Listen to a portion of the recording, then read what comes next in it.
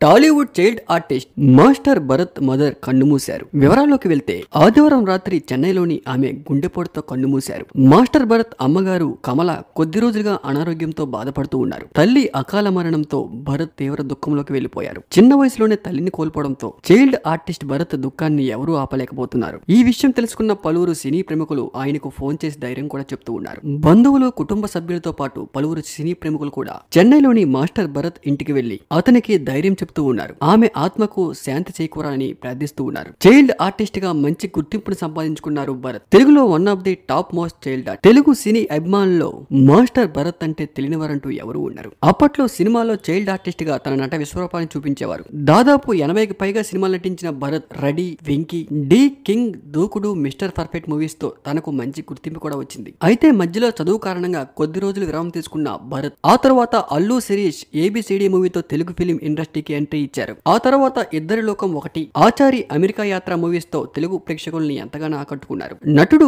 Master Bharat Tollywood ఇండస్ట్రీలో one of the top actor. అసలు 90s kids కి చైల్డ్ ఆర్టిస్టుల్లో మాస్టర్ భరత్ అంటే తెలియనివారంటూ ఎవరూ ఉండరు. ఎన్నో సినిమాలు తన కామెడీ వల్ల హిట్ అయ్యాయంటే అందులో అతిశయోక్తి లేదు. దాదాపు స్టార్ హీరోల అందరి సినిమాలు నటించారు మాస్టర్ భరత్. ఇటీవల కాలంలో మళ్ళీ రీ ఎంట్రీ ఇస్తూ నటుడుగా చాలా సినిమాలు నటిస్తూ ఉన్నారు. ఇలాంటి టైంలో తన తల్లిని కోల్పోవడం చాలా బాధాకరం. ఎప్పుడూ తన వెన్నంటే ఉండి తనకి ధైర్యం చెప్తూ వస్తున్న తల్లి ఒక్కసారిగా దూరం అవడంతో తీవ్ర దుఃఖంలోకి వెళ్లిపోయారు మాస్టర్ భరత్. సినీ ప్రముఖులందరూ కూడా తనని ఓదార్స్తూ ఉన్నారు.